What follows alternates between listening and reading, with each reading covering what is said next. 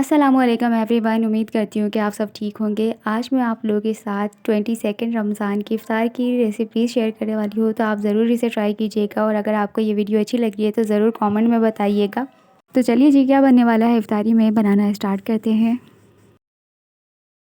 आप लोगों के साथ चिकन वॉन्टन की रेसिपी शेयर करूँगी और ये बहुत ही क्रिस्पी और मज़ेदार से कैसे घर में बना के तैयार करेंगे, इसे कैसे स्टोर करना है, तो ये जानने के लिए वीडियो ज़रूर देखनी पड़ेगी। तो चलिए स्टार्ट करते हैं। चिकन वॉन्टन बनाने के लिए जो भी सामान हमें चाहिए वो मैंने सब निकाल के रख लिया है। वन बाय वन तमाम चीज़ों की क्वांटिटी भी मैं आपके साथ शेयर कर दूँगी। तो सबसे पहले हम चॉपर लेंगे और इसके अंदर 250 ग्राम्स क्यूब्स में कटी हुई चिकन शामिल कर देंगे। चिकन को आपने जब भी ऐड करना है तो बिल्कुल छोटा छोटा करके ऐड करना है। और अब हम साथ में इसके ऐड कर देंगे 3 हरी प्याज, जिसे हमने रफली कट कर लिया है। हरी प्याज शामिल करने के बाद अब हम इसके अंदर ऐड करेंगे एक मीडियम साइज़ की शिमला मिर्च को भी हम ऐड कर देंगे। तो रफली हमने इसे कट किया है। 3 छोटी हरी मिर्चें भी इसके अंदर शामिल कर देंगे और फिर इसे हम चॉपराइज़ कर लेंगे। आप चाहें तो तमाम चीज़ें ऐड करने के बाद भी इसे चॉपराइज़ कर सकते हैं, लेकिन मेरे पास यहाँ पर जो हमारा चॉपर है वो थोड़ा छोटा है, तो इसके लिए मैंने इसके अंदर तमाम वो चीज़ें ऐड की हैं जो हमने चॉप करनी है। 1 से 1.5 मिनट इसे अच्छे तरीके से चॉप किया है और फाइनली आप देख सकते हैं कि इसकी कंसिस्टेंसी कैसी है। बिल्कुल अच्छे तरीके से ये महीन हो गया है। चिकन का कोई भी पीस साबुत नहीं है, बिल्कुल ऐसे ही परफेक्ट कंसिस्टेंसी हमें करनी है। और अब हम इसके अंदर स्पाइसेस ऐड करेंगे। तो सबसे पहले हमने इसे बाउल में निकालना है और बाउल में निकालने के बाद अब हम इसके अंदर जो भी फ्लेवर्स ऐड करने हैं वो सब इसके अंदर शामिल करेंगे। हाफ़ टी स्पून लहसुन अदरक का पेस्ट शामिल कर देंगे और अब हम इसके अंदर ऐड करेंगे एक चिकन क्यूब। अगर आपके पास है तो ठीक, नहीं तो आप इसे स्किप भी कर सकते हैं, बट ऐड करने से इसका फ्लेवर इन्हेंस होता है। और अब हम इसे तोड़ कर ऐड कर देंगे। कोई भी पीस साबुत ना रहे, अगर साबुत रह जाएगा तो ये ज़्यादा सॉल्टी हो जाएगा, तो इसलिए आपने इसे छोटा छोटा करके ऐड कर देना है। हाफ़ टी स्पून काली मिर्च पाउडर ऐड कर देंगे। 1/4 टीस्पून नमक शामिल करेंगे। नमक बहुत ज़्यादा एहतियात से ऐड करना है क्योंकि हमने इसके अंदर चिकन क्यूब ऐड किया है, उसमें ऑलरेडी नमक मौजूद होता है। और अब हम इसके अंदर 1 table spoon soya sauce add कर देंगे और इसे अच्छे से मिक्स कर लेंगे। नमक और मिर्चें आप अपने टेस्ट के अकॉर्डिंग भी कर सकते हैं। जो मैंने हरी मिर्चें यूज़ की हैं ना, वो बहुत ज़्यादा तीखी हैं। अगर आपकी तीखी नहीं है तो 5 से 6 भी ले सकते हैं। तो यहाँ देख सकते हैं तमाम चीज़ों को अच्छे से मिक्स कर लिया है, फिलिंग रेडी है। तो बस अब हम इसके वॉन्टन्स बनाते हैं। वॉन्टन की फोल्डिंग करनी है तो यहाँ पर शीट हम रख लेंगे। ये मार्केट से इजीली आपको मिल जाती है। और सबसे पहले हमने इसके सेंटर में ऐड करनी है फिलिंग। मैंने यहाँ पर 1 टेबल स्पून भरकर ऐड की है। अगर आपको ज़्यादा पसंद है तो ज़्यादा भी ऐड कर सकते हैं। फिलिंग को बिल्कुल सेंटर में रखेंगे और फिर हमने इसको सिक्योर करने के लिए स्लरी का ब्रश करना है। तो यहाँ पर वी शेप आप देख सकते हैं, मैं ब्रशिंग कर रही हूँ। आप चाहें तो स्लरी की जगह अंडे का भी इस्तेमाल कर सकते हैं। तो यहाँ पर अब हम एक साइड को उठाएंगे, एक कॉर्नर को दूसरे कॉर्नर से अटैच कर देंगे, यानी कि इस वी को दूसरे वी से अटैच कर देंगे। तो यहाँ पर हमारा बिल्कुल अच्छा तरीके का एक ट्रायंगल हमें मिल जाएगा। और इस ट्रायंगल को अच्छे तरीके से ये जो इसकी एजेस है हमने फिंगर की हेल्प से सिक्योर करना है, थोड़ा सा प्रेस करना है ताकि ये बिल्कुल भी फिलिंग से बाहर ना निकले और बिल्कुल अच्छे तरीके से ये स्टिक हो जाए। अब हम इस ट्रायंगल को उठा लेंगे और इसके बिल्कुल सेंटर में फिंगर का इम्प्रेशन देंगे ताकि थोड़ा सा कर्व हो और फोल्ड करने में आसानी हो। तो एक साइड पे हमने स्लरी ऐड करनी है और दूसरी साइड को इसके ऊपर ओवरलैप कर देना है। तो यहाँ देख सकते हैं कि बिल्कुल अच्छे तरीके से हमारा वॉन्टन बन के तैयार है और सेम प्रोसेस से हम बाकी के वॉन्टन भी तैयार कर लेंगे। आई होप कि आपको फोल्डिंग अच्छे से समझ में आ गई होगी। तो बस इसी तरीके से आपने तमाम फोल्डिंग को ईज़िली कर लेना है। बहुत ज़्यादा ईजी होता है इसे फोल्ड करना और होल्ड करना। अच्छा जी, तो अब बात करते हैं कि इसे स्टोर कैसे करना है। तो आपने जब इसे बना लिया है तो आपने इसे स्टोर करने के लिए एक बड़ा सा बॉक्स ले लेना है, जो बिल्कुल गहरा होना चाहिए ताकि इसकी शेप बिल्कुल भी ख़राब ना हो। अगर शेप ख़राब हो जाएगी तो फिर वॉन्टन का तो लुक ही ख़राब हो जाएगा। तो आपने इसको ओवर भी नहीं करना, तो थोड़े छोटे छोटे बॉक्सेस में भी रख सकते हैं या फिर बड़ा बॉक्स है आपके पास, उसी के अंदर आप इसे रख कर फ्रीज़ कर सकते हैं। और फिर आपका जब दिल चाहे आप इसे निकालें और फ्राई करें और खा लीजिए। तो यहाँ पर ये तो हो गई फ्रीज़ करने की बात। अब इसे फ्राई कैसे करना है, तो यहाँ पर सबसे पहले कढ़ाई के अंदर ऑयल ऐड कर देंगे ऑयल को हमने मीडियम टू लो हीट पर ही गर्म करना है और ज़्यादा गर्म तेल में हम इसे नहीं ऐड करेंगे, क्योंकि हमने थोड़ा सा चिकन को भी कुक करना है। 2 से 3 मिनट लगेंगे और यहाँ पर अच्छे तरीके से मोनटोन फ्राई हो जाएंगे। तो बहुत ज़्यादा हीटेड ऑयल में नहीं करना है, वरना इसका कलर भी ख़राब होगा और इसकी फिलिंग भी कुक नहीं हो पाएगी। तो इस बात का आपने ज़रूर ख्याल रखना है। तो बस यहाँ पर इसका गोल्डन कलर आ चुका है, तो बस अब हम इसे एक प्लेट में निकालेंगे। तो है ना, बहुत ही आसान और इजी सी है रेसिपी। तो बस आप इसे ट्राई कर सकते हैं और आप अपनी मनपसंद सॉस के साथ इसे सर्व भी कर सकते हैं। तो यहाँ पर मैंने रेड चटनी और इमली की खट्टी मीठी चटनी के साथ इसे सर्व किया है। आप इनको दोनों के साथ इंजॉय कर सकते हैं, जो भी आपको पसंद हो। थोड़ा तीखा पसंद हो तो रेड सॉस के साथ जाइए, और अगर आपको थोड़ा खट्टा मीठा पसंद है तो आप खट्टी मीठी इमली की चटनी के साथ इसे इंजॉय करें। तो यहाँ पर ये देख सकते हैं कि इतने क्रिस्पी से ये है और अंदर से फिलिंग भी बिल्कुल कुक्ड है, अनकुक कोई भी चीज़ नहीं है और बिल्कुल कलरफुल मज़ेदार से ये तैयार हुए हैं। बहुत ही आसान होने के साथ साथ इतनी मज़ेदार है कि आप इसे खाने पे मजबूर हो जाएंगे। बच्चे और बड़े सभी को पसंद आने वाली ये रेसिपी है, तो आप इसे ज़रूर ट्राई कर सकते हैं। आप इसे इफ्तार पार्टी या टी टाइम या हाई टी के टाइम पे आप इसे सर्व कर सकते हैं। बहुत ही इजी रेसिपी है, तो एक बार ज़रूर ट्राई करना। आप सुन भी सकते हैं कि ये कितने क्रिस्पी हैं। तो बस फिर इंतज़ार किस बात का, आप इसे ज़रूर ट्राई करें। आप इसे जब भी ट्राई करें तो मेरे साथ फीडबैक लाजमी शेयर कीजिएगा। आई होप कि आपको ये वीडियो अच्छी लगी होगी। वीडियो देखने का बहुत बहुत शुक्रिया। मिलते हैं नेक्स्ट रेसिपी के साथ, तब तक के लिए टेक केयर एंड अल्लाह हाफिज़। इंस्टेंट पिज़्ज़ा बनाने के लिए मैं यहाँ पर पिज़्ज़ा ब्रेड का इस्तेमाल कर रही हूँ। ये मार्केट से आपको इजीली मिल जाएगी, नहीं तो आप घर पे भी बना सकते हैं। अब इसके ऊपर सबसे पहले हम ऐड कर देंगे cream cheese. 1.5 table spoon cream cheese add करने के बाद इसको अच्छे से स्प्रेड किया और फिर इसके ऊपर पिज़्ज़ा सॉस ऐड कर देंगे। पिज़्ज़ा सॉस स्प्रेड करने के बाद चिकन ऐड कर देंगे। ये पहले से तैयार की हुई चिकन है, आप भी पहले से तैयार करके रख सकते हैं। इस तंदूरी चिकन की रेसिपी भी मेरे चैनल पर मौजूद है, आप चेक कर सकते हैं। चिकन ऐड करने के बाद तमाम वेजीज ऐड कर देंगे जो भी आप खाना प्रेफर करते हैं। तो मैंने यहाँ पर वेजिटेबल्स में tomato, onion, capsicum and olives use किए हैं। आप इसमें कॉर्न्स भी ऐड कर सकते हैं। इसके अलावा अगर ऑलिव्स आपके घर में मौजूद नहीं है तो आप इसे स्किप भी कर सकते हैं। अब फाइनल में हम इसके ऊपर ऐड कर देंगे थोड़ा सी चीज़। तो यहाँ पर मोज़रेला एंड चेडर दोनों चीज़ों को मिलाकर मैंने चीज़ ऐड कर दी है। चीज़ ऐड करने के बाद अगेन मैं इसके ऊपर थोड़े से ऑलिव्स लगा दूंगी ताकि प्रेजेंटेबल लगे, और फिर इसके ऊपर स्प्रिंकल कर देंगे तमाम herbs, oregano, thyme and chilli flakes add कर देंगे। बहुत ज़्यादा क्वान्टिटी में ऐड नहीं करनी है, बस 1 पिंच ही आपने इसके अंदर तमाम हर्ब्स को ऐड करना है, और फिर इसके ऊपर स्प्रिंकल करने के बाद हम इसे बेक करेंगे। तो आज मैं पतीले में नहीं बल्कि माइक्रोवेव ओवन में बेक करूंगी। पिज़्ज़ा टॉपिंग हो चुकी है, तो चलते हैं अब इसे बेक करने के लिए। तो माइक्रोवेव को मैंने 10 सेकेंड के लिए प्री हीट किया है।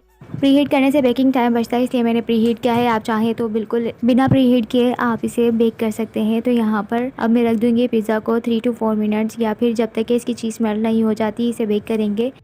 4 to 5 मिनट या फिर इससे ज़्यादा भी रख सकते हैं। तो जब आपकी चीज़ मेल्ट हो जाए तो आप इसे निकाल सकते हैं माइक्रोवेव ओवन के अंदर से। तो यहाँ पर 4 मिनट के अंदर मेरा पिज़्ज़ा तैयार हो गया था, और चीज़ भी देख सकते हैं कि फुली मेल्ट हो चुकी है। इट मीन्स कि हमारा पिज़्ज़ा बिल्कुल अच्छे से बेक हो चुका है। धुआंधार सा ये पिज़्ज़ा बनके तैयार हो गया है 5 मिनट के अंदर, और ये बहुत ही इंस्टेंटली आप बना सकते हैं। किसी भी पार्टी में आप बना के इसे इंजॉय कर सकते हैं। पिज़्ज़ा ब्रेड एंड चिकन आप पहले से प्रिपेयर कर लें तो आपके लिए बहुत ज़्यादा काम ईजी हो जाता है, और अगर आप पिज़्ज़ा ब्रेड से नहीं बनाना चाहती तो बिल्कुल इसी रेसिपी को फॉलो भी कर सकते हैं होममेड डो के साथ। अब मैं आपको इसे कट करके भी दिखाती हूँ। देख सकते हैं कि कितना मज़ेदार से ये पिज़्ज़ा बन के तैयार हुआ है। एक स्मॉल साइज़ की मैंने गाजर ली थी और मैं इसके अंदर शामिल कर दूंगी, और ये मैंने ग्रेट कर ली थी। और इसके अलावा हाफ कप गोभी शामिल कर दूंगी, हाफ मैंने शिमला मिर्च शामिल कर दी है, 2 से 3 हरी मिर्चें, और यहाँ पर थोड़ी सा मैंने धनिया शामिल कर दिया है। इसके अलावा एक छोटी सी प्याज। वेजिटेबल्स आप टेस्ट के अकॉर्डिंग कम या ज़्यादा भी कर सकते हैं। और इसके अंदर आप ऐड कर दूँगी 1 टीस्पून ज़ीरा, हाफ़ टी स्पून नमक, 1 टीस्पून कुटी हुई लाल मिर्च, 1/4 टीस्पून अजवाइन और 1 टीस्पून होममेड मसाला ऐड कर दिया है। कि आलू के चाट का मसाला मेरे डिस्क्रिप्शन बॉक्स में आपके उसके लिंक मिल जाएगा, वहाँ चेक कर लीजिएगा। तो यहाँ पर आपने इसे ड्राई मिक्स करना है, और फिर इसके अंदर 1 कप बेसन शामिल कर दूँगी और इसे अच्छे तरीके से मिक्स करूँगी। तो पानी आपने पहले नहीं डालना है, पहले आपने इसे ही अच्छे तरीके से मिक्स करना है। तो कम्प्लीटली इसके अंदर 1 कप और 2 टेबल स्पून बेसन शामिल किया गया है, और फिर इसे अच्छे तरीके से मिक्स करना है। आपने हाथों की मदद से इसे अच्छे तरीके से मिक्स कर लेना है। तो यहाँ पर अब मैं ऐड कर दूँगी half tea spoon baking soda और इसे अच्छे तरीके से मिक्स करने के बाद 2 टेबल स्पून जितना मैंने पानी शामिल किया है और फिर हम इसे अच्छे तरीके से मिक्स कर लेंगे। तो यहाँ पर आपने कितना पानी ऐड करना है वो भी मैं बता देती हूँ। तो तकरीबन मैंने इसके अंदर 2 टेबल स्पून ही पानी शामिल किया है और इस बैटर की कंसिस्टेंसी बिल्कुल इस तरीके की होनी चाहिए। तो अब हम इसे फ्राई करेंगे। तो ऑयल को मैंने अच्छे से गर्म होने के लिए रख दिया है। जब ऑयल गर्म होगा तो हम इसे फ्राई करेंगे।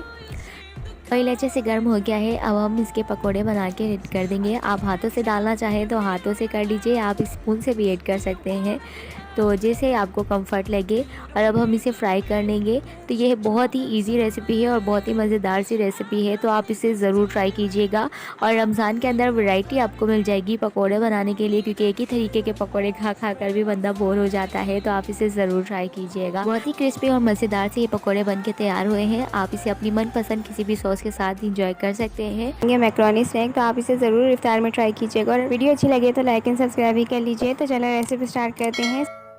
3 ग्लास पानी मैंने बॉईल होने के लिए रख दिया था। अब इसके अंदर 1 टीस्पून ऑयल ऐड कर देंगे और इसके बाद अब इसमें ऐड कर देंगे हाफ़ टी स्पून सॉल्ट और इसको अच्छे से पहले मिक्स कर लेंगे, क्योंकि पानी को मैंने पहले ही बॉईल होने के लिए रख दिया था। तो इस गर्म पानी के अंदर अब हम ऐड कर देंगे पास्ता। तो यहाँ पर एल्बो शेप का पास्ता मैं ऐड कर रही हूँ। तो ये तकरीबन है 1 कप। अब अपने अकॉर्डिंग कोई भी पास्ता ले सकते हैं। तो अब इसको ऐड करने के बाद आपने पहले अच्छे से मिक्स करना है और इसको 7 to 8 मिनट्स बॉईल करना है। 7 to 8 मिनट्स हो चुके हैं और पास्ता हमारा बॉईल हो चुका है। तो अब इसके अंदर ठंडा पानी ऐड कर देंगे और इसको स्ट्रेनर की मदद से अच्छे से छान लेंगे। 7 to 8 मिनट हो चुके हैं और हमारा पास्ता अच्छे से बॉईल हो गया है। तो अब इसे हम एक बाउल में निकाल लेंगे और फिर इसमें ऐड कर देंगे 3 टेबल स्पून राइस फ्लावर। अगर आपके पास राइस फ्लावर ना हो तो आप कॉर्न फ्लावर भी ऐड कर सकते हैं। और राइस फ्लावर ऐड करने के बाद आपने इसको अच्छे से मिक्स करना है। राइस फ्लावर से इसकी बहुत ही क्रिस्पी कोटिंग बन के तैयार होगी। तो आप भी इसे ज़रूर बनाइएगा और मेरे साथ फीडबैक लाजमी शेयर कीजिएगा। तो अब हम इसे फ्राई करेंगे। तो यहाँ पर ऑयल को मैंने अच्छे से गर्म होने के लिए रख दिया है। जब ऑयल गर्म हो जाएगा तो फिर हम इसके अंदर पास्ता ऐड करेंगे।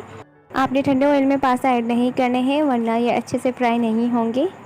और जब पास्ता ऐड करेंगे तो एक्सेस राइस फ्लावर को हटा देंगे और इसके बाद थोड़ा थोड़ा करके हम पास्ता ऐड करते जाएंगे और इसे फ्राई कर लेंगे। 3 to 4 मिनट पे ये फ्राई हो जाएंगे। तो आप इसे 1 by 1 डालते जाइए और इसको इस तरीके से हिला लीजिए। जब तक ये फ्राई हो रहे हैं तब तक हम इसके स्पाइसेस तैयार करते हैं। 1/4 teaspoon salt, 1/4 teaspoon ginger powder, 1/4 teaspoon लाल मिर्च powder, 1/4 teaspoon chicken powder, 1/4 teaspoon अमचूर पाउडर और 1/4 टीस्पून ही इसके अंदर चाट मसाला ऐड करेंगे और इन सबको अच्छे से मिक्स कर लेंगे। स्पाइसेस हमारे तैयार हो चुके हैं। तो अब चलते हैं मैक्रोनी स्नैक की तरफ। स्नैक्स भी हमारे अच्छे से फ्राई हो चुके हैं। तो अब हम इसे निकालेंगे एक प्लेट के अंदर और इसी तरीके से सारे तैयार कर लेंगे।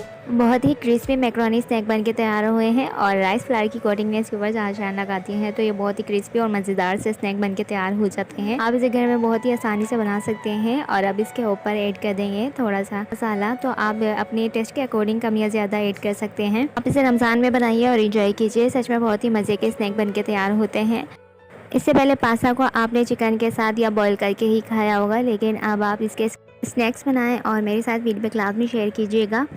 वीडियो देखने का 1 लीटर फुल फैट मिल्क को पहले से ही अच्छे से मैंने बॉईल कर लिया था और अब हम इसके अंदर 7 to 8 खजूरें ऐड कर देंगे और इसे भी अच्छे से पकने देंगे ताकि खजूरों का फ्लेवर मिल्क के अंदर एब्जॉर्ब हो जाए।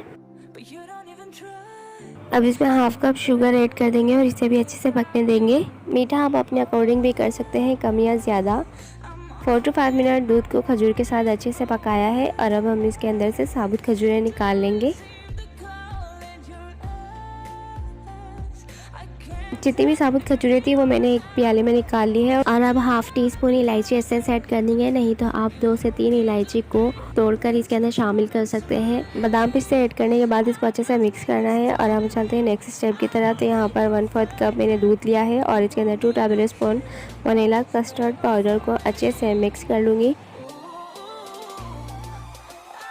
तो यहाँ पर देखिए सब चीज़ें अच्छे से मिक्स हो गई हैं, दूध बहुत अच्छे से बॉईल हो गया है। तो अब हम इसके अंदर कस्टर्ड ऐड कर देंगे और कस्टर्ड मिक्सचर ऐड करते वक्त आपने मुसलसल चम्मच चलाना है ताकि कोई भी लम्स ना बने।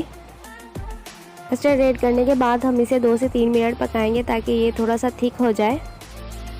तो देखिए यहाँ पर इसकी कंसिस्टेंसी बस बिल्कुल इतनी ही होनी चाहिए। अब हम इसकी फ्लेम को ऑफ कर देंगे और इसको अब ठंडा होने देंगे।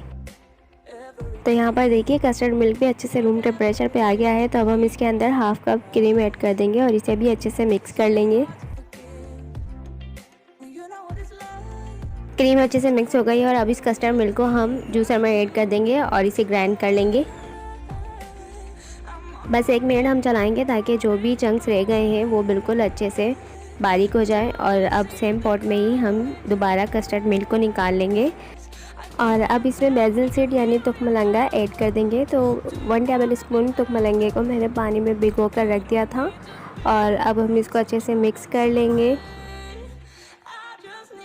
अब इसको ठंडा ठंडा बनाने के लिए हम इसके अंदर बर्फ़ ऐड कर देंगे। अगर आप ना ऐड करना चाहें तो आप इसे बनाकर पहले फ्रिज में रख लीजिए और जब सर्व करना हो तो आप इसे ठंडा ठंडा इंजॉय कीजिए। और अब हम इसके अंदर जेलीज ऐड कर देंगे और इसे अच्छे तरीके से मिक्स कर लेंगे। आप इसमें बर्फ़ ज़्यादा पहले मत ऐड कीजिएगा वरना ज़्यादा पानी हो जाएगा, तो इसलिए आप इसे ऐड करने के बाद जल्दी ही सर्व कर लीजिए।